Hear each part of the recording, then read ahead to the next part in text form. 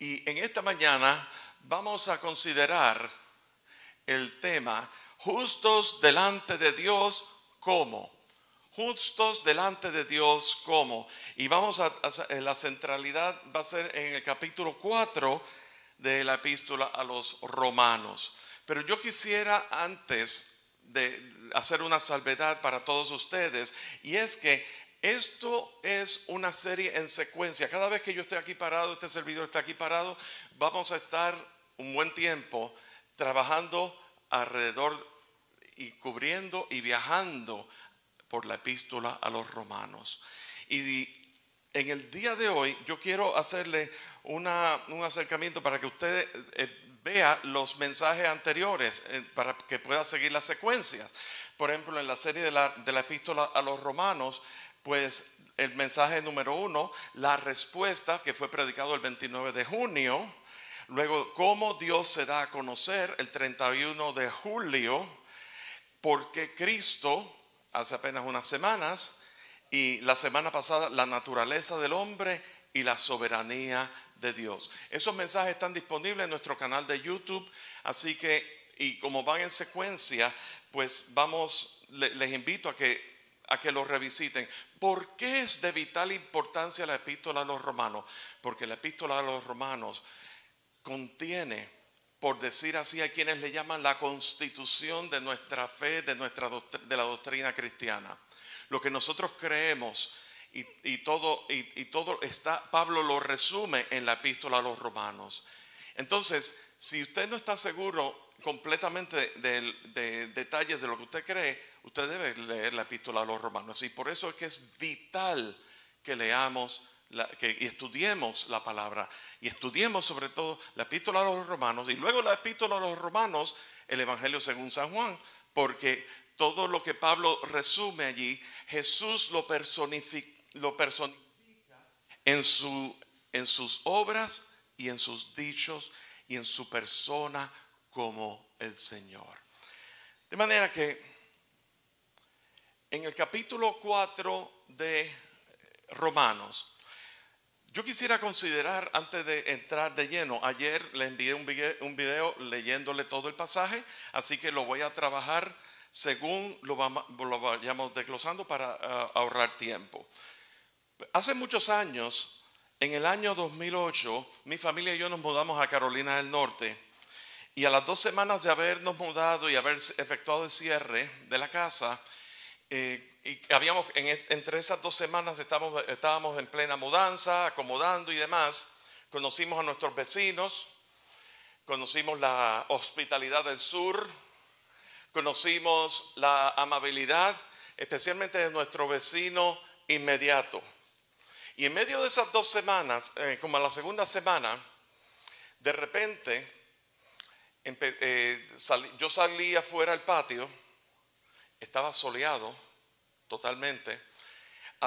Estaba yo viendo, porque en el patio teníamos unos peñones bien grandes, y al frente de los peñones había como una montaña de leña para la chimenea, y estaba bien pegado a la cerca. Y en buen momento empieza a soplar el viento bien caliente, de una manera poco usual, y de repente un rayo ¡pah! Tocó el transformador de la casa de al lado. Y entonces, como el transformador estaba pegado a la verja de ellos, que de por sí estaba pegado a mi verja, toda esa corriente pasó como así, como transfiriéndose, y de repente la leña agarró fuego. Y la casa estaba botando humo y todas esas cosas. Eso fue a las 2 semanas. Los vecinos no estaban ahí, pero los perros del vecino sí estaban ahí. Entonces nosotros nos comunicamos, ¿verdad? Un par de vecinos salimos y le conocían y se comunicaron con ellos, y pudimos tener acceso a la casa. Cuando entramos a la casa estaba todo virado, los cuadros estaban así, todo como si la casa la hubieran jamaqueado así, estremecido increíblemente.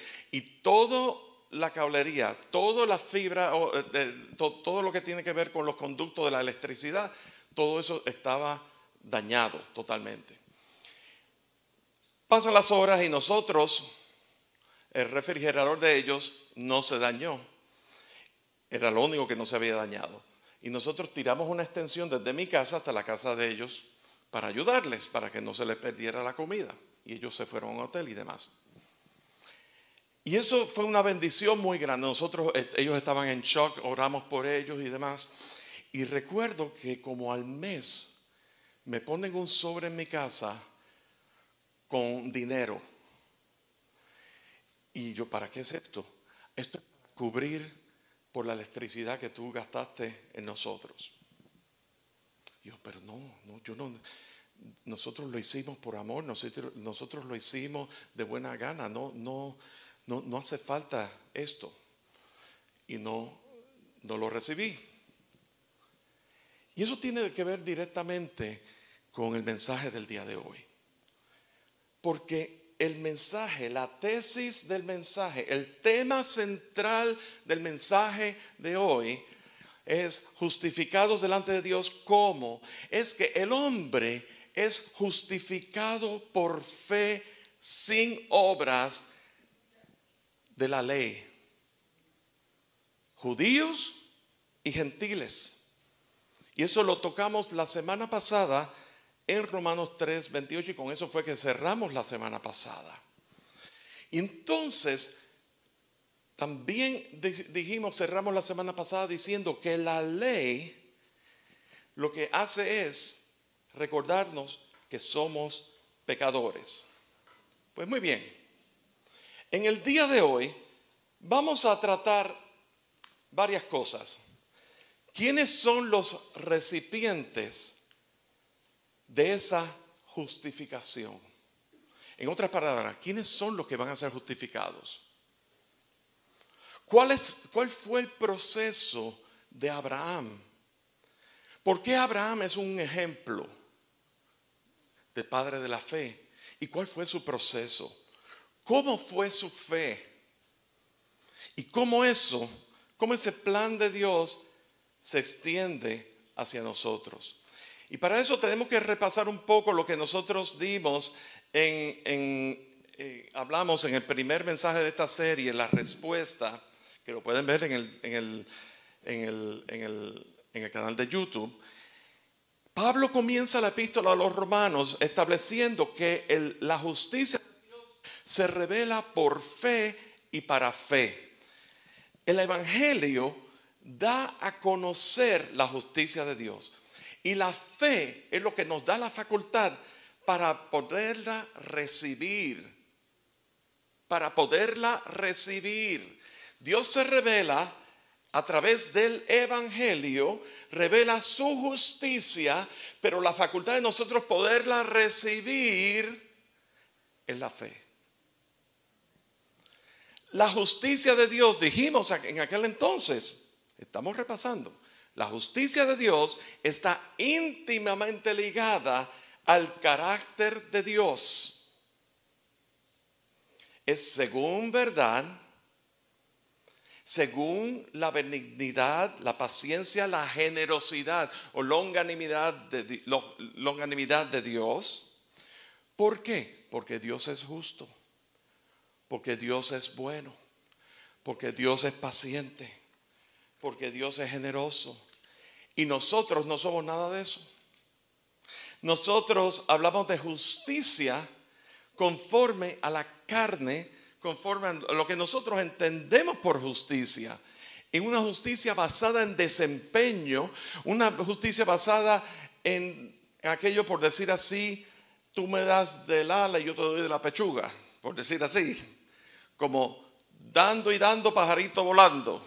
¿Han escuchado esos refranes? Y así es nuestra justicia. Tú me das, yo te doy. Yo te doy, tú me das. Y está esa expectativa de ese desempeño. El mismo Jesús hablaba en Mateo 6:33 de buscar primeramente el reino de Dios y su justicia, y todas las demás cosas serán añadidas. Jesús hablaba del reino de Dios y hablaba de la justicia de Dios. O sea, había que buscar el reino de Dios, a Dios. El reino de Dios ha venido y su justicia. Isaías 64:6 nos describe que la justicia nuestra son como trapos de inmundicia. Y en base a eso, a ese repaso, vamos a leer los versículos 1 y 3, del 1 al 3 de Romanos capítulo 4, que dice: ¿qué pues diremos que halló Abraham nuestro padre según la carne? Porque si Abraham fue justificado por las obras, tiene de qué gloriarse, pero no para con Dios. Porque ¿qué dice la Escritura? La Escritura dice que creyó Abraham a Dios y le fue contada por justicia. Pues muy bien. Cuando habla, que pues Pablo está, ¿verdad? Establecimos que el hombre es justificado por fe sin obras de la ley, tanto para judíos y para gentiles. Y inmediatamente en el capítulo 4 utiliza el ejemplo de Abraham. Y todos cantamos: Padre Abraham, hijos tienes, muchos hijos tienes. Levanta la mano, mano arriba, mano abajo, la cabeza, da una vuelta, siéntate. ¿Te acuerdas de eso cuando éramos chiquitos? ¿Ve? Ok, menos mal que no me enredé con cable porque esto no tiene cable. Pero en base a eso, ¿en base a qué podemos llamar Padre Abraham?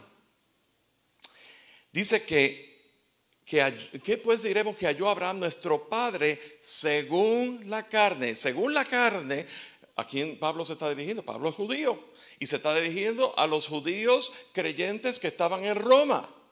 Así que Pablo está hablando aquí, nuestro padre, está hablando básicamente del padre de los judíos, de la raza judía. ¿Qué pues diremos que halló Abraham nuestro padre según la carne? Entonces dice: porque si Abraham fue justificado por las obras, tiene de qué gloriarse, pero no para con Dios. Si Abraham fuera justificado por las obras de qué? Por las obras de la ley, por el desempeño. Pero recordamos que la semana pasada leíamos antes en el capítulo 3 que Pablo decía: ¿dónde está tu jactancia? Hablándole a los judíos, ¿dónde está tu jactancia? ¿Dónde está tu orgullo? ¿Dónde? ¿De qué tú te estás enorgulleciendo? Lo mismo, si Abraham hubiera sido justificado por sus obras, entonces él tuviera razones para jactarse. Pero entonces, fíjense que de ahí Pablo en el versículo 4 habla: pero al que obra no se le cuenta el salario como gracia, sino como deuda. El que obra, ¿sabe una cosa? El salario, nosotros trabajamos y nosotros trabajamos para ganarnos un salario, ¿verdad? Y ese salario es conforme a nuestro esfuerzo. Si es por comisión, ¿cuántas ventas haces? Y todas esas cosas. Depende de ti completamente. ¿Ve? Es como, por ejemplo, el ejemplo que les di del vecino. Extendí la electricidad, pero ellos decidieron pagarme por la electricidad que yo había pagado. Entonces, esa gracia, esa obra, ese favor que yo le había hecho, ya no es favor, ya es deuda, porque ellos me están pagando. ¿Me doy a entender? Pero al que obra, no se le cuenta el salario como gracia, sino como deuda. Mas al que no obra, versículo 5, mas al que obra, mas al que no obra, sino cree en aquel que justifica al impío, su fe le es contada por justicia. Al que cree, a aquel que justifica. ¿Quién es el que justifica? Aquel que es justo. aquel que es benigno, aquel que es paciente, aquel que es misericordioso, aquel que es verdadero. Esa es la justicia de Dios. Y entonces, cuando el que cree es recipiente de la gracia de Dios, de la gracia del favor inmerecido de Dios, gratuitamente, que tú no tienes que hacer nada para hallarte justo delante de Dios, porque tú eres salvo por gracia, por la gracia, el favor inmerecido de Dios. Pero hay que considerar una cosa, porque todavía no tenemos muy claro, ¿verdad? Lo de Abraham, ¿cuál fue su trayectoria? Fíjense. Y lo vamos a ver en un momento. Eso se llama, ¿verdad? La fe que es contada por justicia, se llama la gracia justificadora. Porque por ese gratuitamente, sin buscar nada a cambio, sin tener que dar nada a cambio, Dios nos otorga su gracia para ser justificados y ser hallados justos delante de Él. Mi vecino, la intención era que gratuitamente, como muestra del amor de Cristo Jesús, yo te voy a dar mi electricidad para que no se te dañe la carne, ni los hamburgues, ni las cosas, ni los venados. Porque ese vecino todos los años mataba un venado y me daba la mitad de un venado, las 4 patas. Yo tenía carne para un año entero, gracias a mi vecino. Claro, él me traía las 4 patas, le quitaba la piel, me las traía a las 4 y a las 9 de la mañana, jueves por la noche. Y a esa hora yo tenía que, no me cabía en el otro refrigerador, así que yo tenía que cortar carne hasta las 3 de la mañana.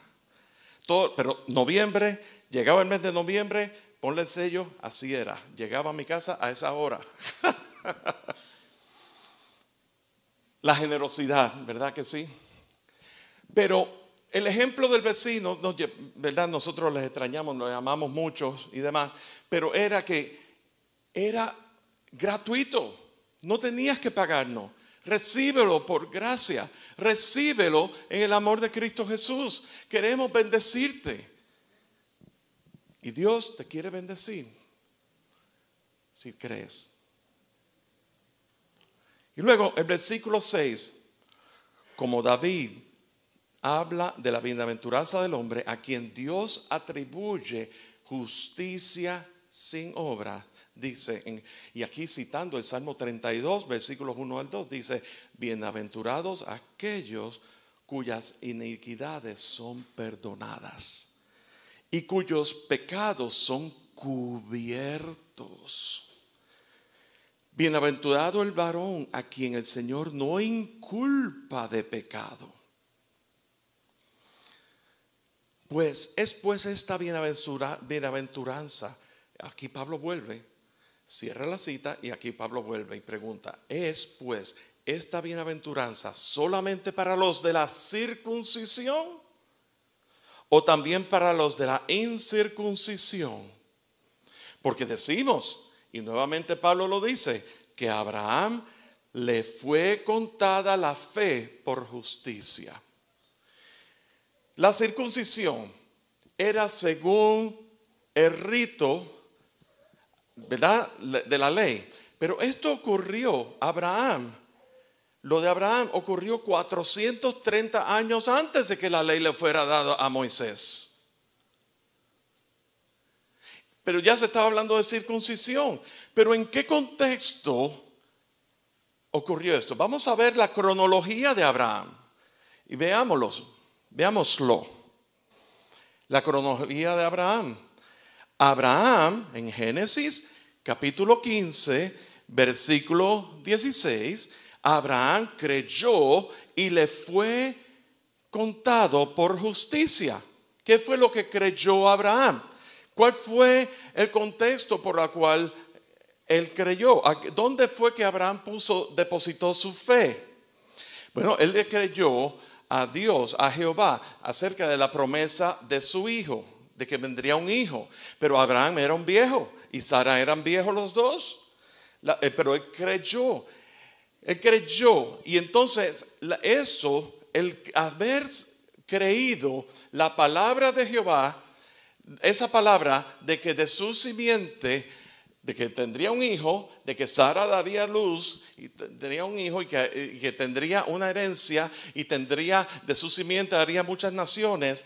Esa fe, ese creer por fe fue lo que fue la base de la justificación de Abraham. Pero luego, más tarde, un capítulo más tarde, fíjense una cosa, para que vean que es importante leer las escrituras y entender el contexto. Génesis capítulo 15, Dios le habla a Abraham y le hace la promesa de un hijo. Y Abraham creyó y le fue contada por justicia. Génesis 16, un capítulo más tarde, pensamos, eso pasó hace un par de días, ¿verdad? Ocurrió 16 años más tarde. ¿Qué ocurrió? Abraham tenía 86 años ya. El nacimiento de Ismael. Recordamos que Sara se quiso adelantar a Dios. ¿Y qué hizo? Le dio la sirvienta, ¿verdad? La concubina para que saliera en estado a nombre de Sara. Salía en estado de Abraham a nombre de Sara. ¿Ven? Sara se adelantó, quiso ayudar a Dios. Pero los planes de Dios no eran esos. Y a pesar de eso, Dios establece y ratifica el pacto con Abraham. Y en ese pacto, en Génesis 17, Él ratifica el pacto diciendo que en Isaac te será descendencia. No es en Ismael. Haré una gran nación de Ismael, pero el pacto mío lo voy a ratificar con Isaac. Eso ocurrió en Génesis 17. ¿Saben cuándo? 29 años después de la primera vez que Dios le había prometido a Abraham un hijo. Entonces, si 16 años después de la promesa nació Ismael y luego, unos años después, vino la ratificación del pacto que era con Isaac. Y entonces, ¿qué ocurrió? Ordenó que se circuncidara, no para ser justificado, porque recordamos que hacía 29 años Abraham había sido justificado, ¿verdad que sí? Él creyó y le fue contado por justicia. Pero ahora la justificación, la circuncisión era por causa de la señal del pacto. El sello de la justicia. O sea, que la circuncisión representaba el pacto de Dios con Abraham y representaba la autenticidad de ese pacto.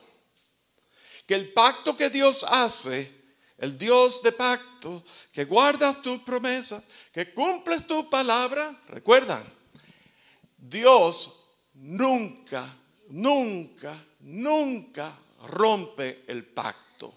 Nosotros somos capaces de romper pactos y hacernos de la vista larga. Pero Dios, una vez un pacto está hecho, está sellado, está ratificado, eso está ahí.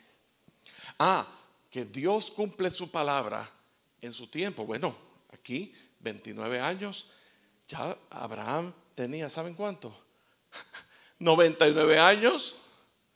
99 años. Qué interesante, ¿verdad? Fíjense una cosa. Versículo 9. ¿Es pues esta bienaventuranza solamente para los de la circuncisión o también para los de la incircuncisión? Abraham fue circuncidado antes de la ley. Abraham fue circuncidado después de haber sido justificado. La pregunta es, Abraham, la circuncisión, ¿era el medio de la justificación de Abraham? No. Dice, no en la circuncisión, sino en la incircuncisión. Y recibió la circuncisión como señal, como sello de la justicia de la fe, que estuvo estando aún incircunciso. La circuncisión no fue para que él fuera justificado.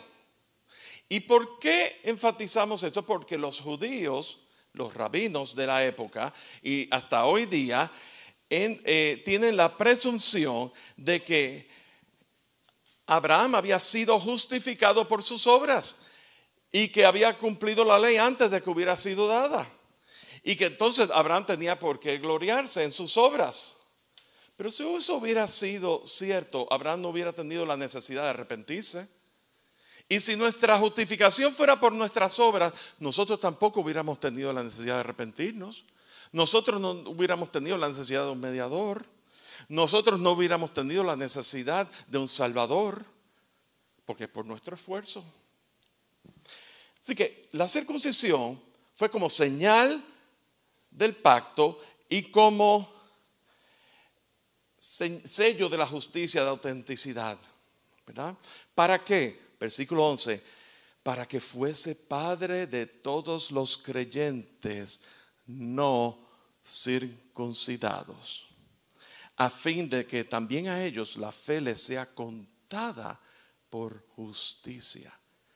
Y padre de la circuncisión para los que no solamente son de la circuncisión, sino también que siguen las pisadas de la fe que tuvo nuestro padre Abraham antes de ser circuncidado.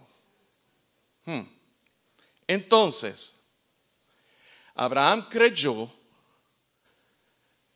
y le fue contado por justicia. Lo dice 3 veces en este capítulo Pablo, en el versículo 3, en el versículo 9 y el versículo 22. Por la justicia de la fe, Abraham y su descendencia recibieron la promesa de la herencia del mundo. Versículo 13 dice, porque no por la ley fue dada a Abraham o a su descendencia la promesa de que sería heredero del mundo, sino por la justicia de la fe. Porque si los que son de la ley son herederos, vana resulta la fe y anulada la promesa. Si todo dependiera de ti y de mí, de nuestro desempeño, vana sería nuestra fe. Vana sería, la promesa sería anulada, sería sobre nosotros. Y entonces, pues la ley produce ira, pero donde no hay ley tampoco hay transgresión. Por tanto es por fe, para que sea por gracia, a fin de que la promesa sea firme para toda su descendencia, no solamente para la que es de la ley, sino también para la que es de la fe de Abraham, el cual es Padre de todos nosotros. Vamos a ver aquí cómo es, ¿verdad? ¿Cómo fue la fe de Abraham? Versículo 17 al 22. ¿Cómo es la visión de Dios? ¿Cómo es la visión de Dios aun cuando Dios tiene un plan y un propósito? ¿Cómo es la visión de Dios? Versículo 17 dice, como está escrito, te he puesto por padre de mucha gente. Esto es Dios hablando. Delante de Dios, a quien creyó. ¿Quién creyó? Abraham, ¿verdad? ¿A quién creyó? A Dios. Y dice, el cual da vida a los muertos. ¿Quién da vida a los muertos? Dios. Dice, y llama las cosas que no son como si fuesen. ¿Quién es el que llama las cosas que no son como si fuesen? ¿Quién? Dios. La visión de Dios. Cuando Dios tiene un plan para ti y para mí en tu vida y la mía. Dios tiene un plan redentor. Pero ¿saben una cosa? Dios, y lo decíamos el miércoles, lo que estaban en el grupo nuestro de discipulado, el tiempo de Dios es eterno. Dios es perfecto en su eternidad. Dios es. Cuando Moisés fue llamado, ¿verdad? Para que fuese liberado en el árbol de la zarza, dice, ¿cómo el pueblo sabrá que tú me mandaste, me enviaste? Dice, Jehová le dijo, yo soy el que soy, yo soy. Dios es, Él es el eterno presente. En otras palabras, Dios es el existente en Él mismo. Dios es el suficiente en Él mismo. Significa que Él no nos necesita. Él es suficiente en Él mismo. Él es existente en Él mismo. A Él nadie lo creó. Y Él sobre sí, en su persona, encierra el tiempo y el espacio. De manera que nuestro concepto de pasado, presente y futuro es limitado, porque para Dios es un presente completo, porque Él es eterno. Y en su eternidad, ¿qué implicación tiene eso en nuestras vidas? Que la implicación es que como Dios es eterno y en Él está todo lo que tiene que ver con el espacio y el tiempo, Él conoce las cosas, porque Él es omnisciente, Él todo lo conoce. Tu circunstancia, tu enfermedad, cualquier contrariedad que te esté ocurriendo, no le es sorpresa a Dios. Dios no se sorprende por eso. Dios ¿verdad? Dios te mira con ojos de misericordia. Y Él se extiende hacia ti, pero Él sabe todas las cosas. Y por eso es que Pablo lo entendía. Por eso es que Pablo decía, por esta leve tribulación momentánea. Esta leve tribulación momentánea que para mí es leve, para Dios es leve. Es tribulación y es momentánea porque va a terminar. Tuvo un principio y va a tener un fin, ¿verdad? Pero eso produce cada vez en nosotros un cada vez más excelente peso de gloria. Y Dios, en su eternidad, Él ve nuestra circunstancia como una leve tribulación momentánea, como algo que todo se resuelve. ¿Saben qué? Todo se resuelve. Todo Dios tiene una solución para todo. La tía de Iva, que ya está con el Señor, de ella fue que yo aprendí esa frase. Todo se resuelve.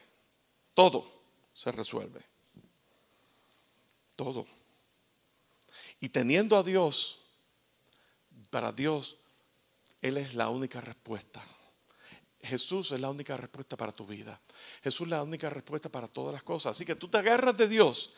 Y cuando tú te agarras de Dios en medio de tus circunstancias, entonces tú vas a ver que como Dios no le sorprende, porque ya Él lo conoce, ya Él lo sabe en su eternidad, nos da la seguridad de que podemos confiar en Dios, de que podemos poner confiar nuestra vida a Él, a su soberanía, de que Él nunca te va a traicionar, porque Él es fiel. Él es fiel. Tu fidelidad es grande, oh Señor. Tu fidelidad incomparable es. Nadie como tú, bendito Dios, grande es tu fidelidad. Él es fiel, nunca te va a traicionar. Eso es la realidad. Pero vamos a ver una cosa. Vamos a ver cómo Abraham, el ejemplo de Abraham, cómo Abraham ejerció la fe. ¿Cómo fue que nos dio el ejemplo? Dice de los versículos 18 al 21, dice que Abraham primero que creyó en esperanza contra esperanza, para llegar a ser padre de muchas gentes conforme a lo que se le había dicho, así será tu descendencia. Así que número uno, Abraham creyó en esperanza contra esperanza. Para Dios, ¿verdad? ¿Qué fue lo que decía? Dios llamaba las cosas, o llama las cosas que no son, ¿cómo que no son? Que no se han concretizado en nuestra esfera, en nuestro tiempo, pero en el corazón de Dios ya están hechos. En la eternidad de Dios ya está hecho. Por eso es que nos dice en Efesios que somos hechura suya para que nosotros caminemos en esas obras que Él preparó de antemano. Bendito el Señor.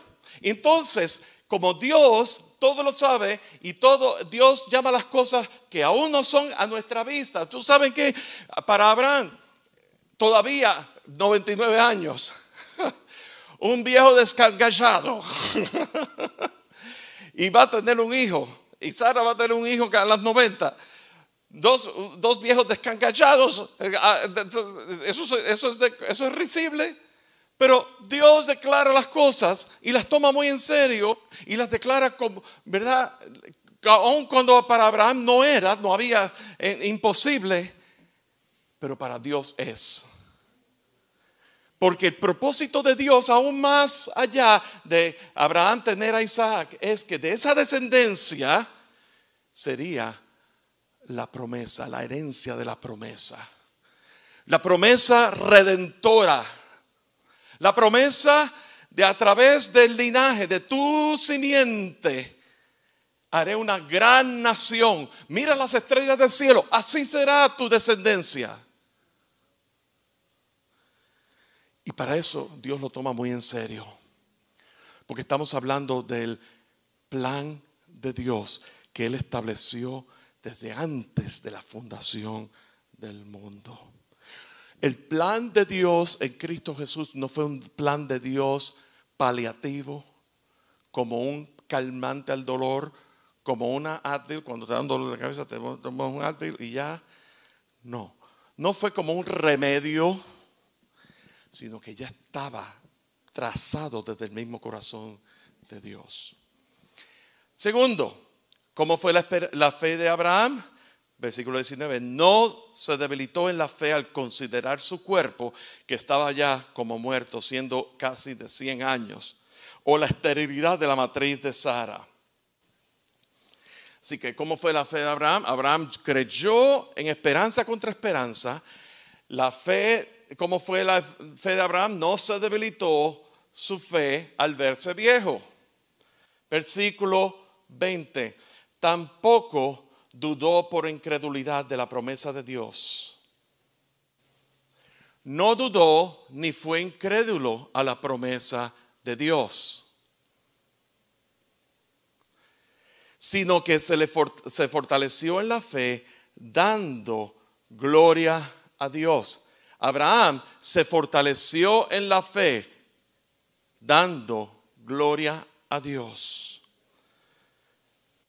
Versículo 21, plenamente convencido de que era también poderoso para hacer todo lo que había prometido. Abraham estaba plenamente convencido del poder de Dios para hacer según lo prometido. Así que, ¿cómo fue la fe de Abraham? Abraham creyó. La fe de Abraham no se debilitó. Abraham no dudó ni fue incrédulo. Abraham se fortaleció en la fe. Y Abraham estaba plenamente convencido del poder de Dios para hacer según lo prometido. Bendito el Señor.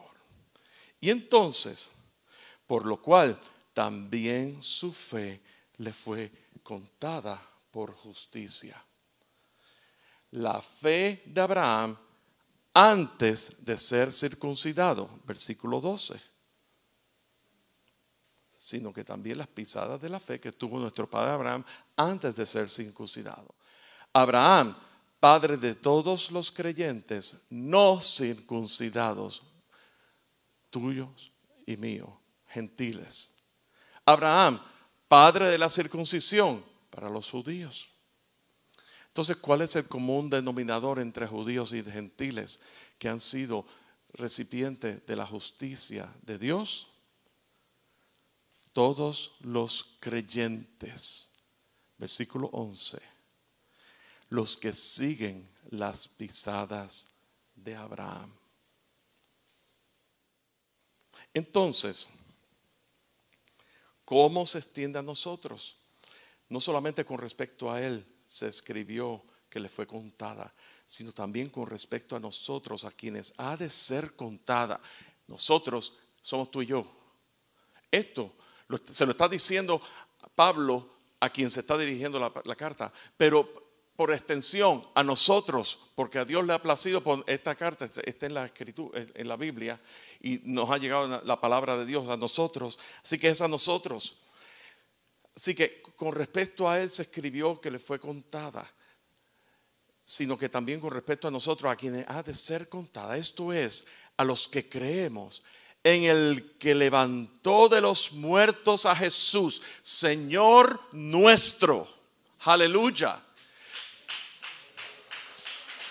La fe de Abraham en la promesa le fue contada por justicia, y la fe nuestra en la promesa cumplida nos es contada a ti y a mí por justicia, el cual fue entregado por nuestras transgresiones y resucitado para nuestra justificación, para hacernos hallados justos delante de Dios. Bendito el Señor. Entonces, resumiendo, las obras de la ley, ningún hombre puede ser justificado delante de Dios. Ahí es Romanos 3:28 debería decir, no 3:20. Las obras de la ley, la ganancia por las obras, se le cuentan como deuda. Cuando se habla de que Abraham creyó y le fue contada por justicia, ahí hubo una transacción. Es como por ejemplo, tú tienes traía la palabra la semana pasada, tú tienes una deuda, y entonces alguien te acredita a nombre tuyo en tu cuenta y te es contada, te es acreditada, te es abonada por justicia. Bueno, pero la ganancia por obras son deuda, es como un débito. ¿Me doy a entender? Es un liability. Están los activos y los pasivos. Es un pasivo.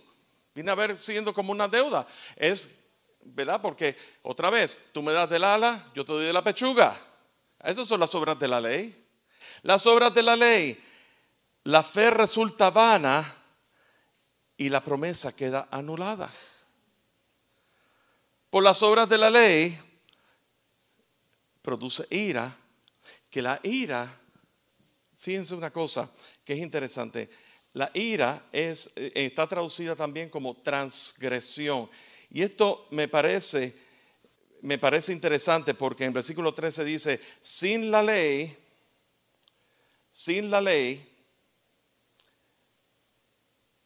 los que no son de la ley, sin la ley puede haber pecado, pero no se considera una infracción.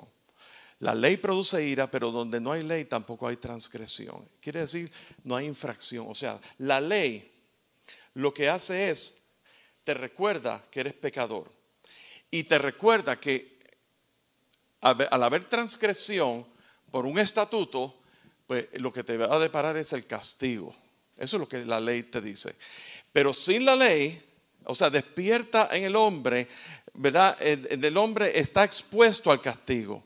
Y la ley despierta en el hombre el deseo de hacer lo que está prohibido. Pero sin la ley puede haber pecado, pero no se considera una infracción. Es pecado, pero no se le considera una infracción porque no está establecido la ley. Eso es lo que pasaba antes de que la ley le fuera dada a Moisés. El pueblo estaba divagando y todo, pero como no había una infracción, no había ley, no se consideraba una infracción y el pueblo no estaba sufriendo, no tenía consecuencias ni el castigo por infracción, por el pecado. Por eso es que donde no hay ley, no se inculpa del pecado. Pero entonces, hablamos de las obras de la ley y ahora hablamos de la justicia por medio de la fe. ¿Qué es la fe? La fe es creerle a Dios, creer lo que Dios ha dicho y poner nuestra confianza, confiar nuestra vida a Dios. Nuestra fe, el creerle a Dios, creer lo que Dios ha dicho y confiar nuestra vida a Dios, conlleva que Dios nos otorga su justicia. Y la justicia Y en base a eso somos hallados justos delante de Dios. ¿Y qué es lo que produce en ti y en mí? Produce paz. Recibimos perdón de nuestros pecados. En otras palabras, al haber sido hallados justos delante de Dios, Dios no toma en cuenta el pecado, porque hubo sacrificio, hubo paga por ese pecado, fue contada por justicia, fue acreditado a tu cuenta. La deuda fue acreditada a tu cuenta por la sangre de Cristo Jesús. Entonces Dios no toma en cuenta el pecado, porque lo que ves es que tú has sido revestido de la justicia de Dios, y por causa de la sangre de Cristo Jesús, el sacrificio una vez y para siempre en Cristo Jesús, somos perfeccionados, somos llamados, somos de Él. Podemos restaurar nuestra relación con Dios, somos reconciliados con Dios, somos salvos, tenemos vida eterna, tenemos una nueva vida. Si alguno está en Cristo, nueva criatura es, las cosas viejas pasaron, he aquí todas son hechas nuevas. Entonces, resumiendo también, todo esto resumiendo, ¿cuál es el objeto de nuestra fe? El objeto de nuestra fe es la promesa: Jesucristo. Abraham puso su fe en la promesa futura, que Abraham no la había visto. Pero Dios trató las cosas como si ya hubieran ocurrido. Llama las cosas que no son como si fuesen. Y Abraham creyó lo que Dios le había dicho. Vamos a ver una cosa que dice: ¿cómo yo sé que esa promesa es Jesucristo? ¿Cómo yo hago la conexión? Vamos a Gálatas capítulo 3, versículo 16. Por favor, ya estamos terminando. Gálatas capítulo 3, versículo 16. Ahora bien, a Abraham fueron hechas las promesas, y a su simiente. No dice y a las simientes, sino como de uno, y a tu simiente, la cual es Cristo. Esto pues digo, el pacto previamente ratificado por Dios para con Cristo, la ley que vino 430 años después, no lo abroga para invalidar la promesa. Porque si la herencia es por la ley, ya no es por la promesa. Pero Dios le concedió a Abraham mediante la promesa. Abraham puso su fe en la promesa futura. Y nosotros ponemos nuestra fe en la promesa cumplida.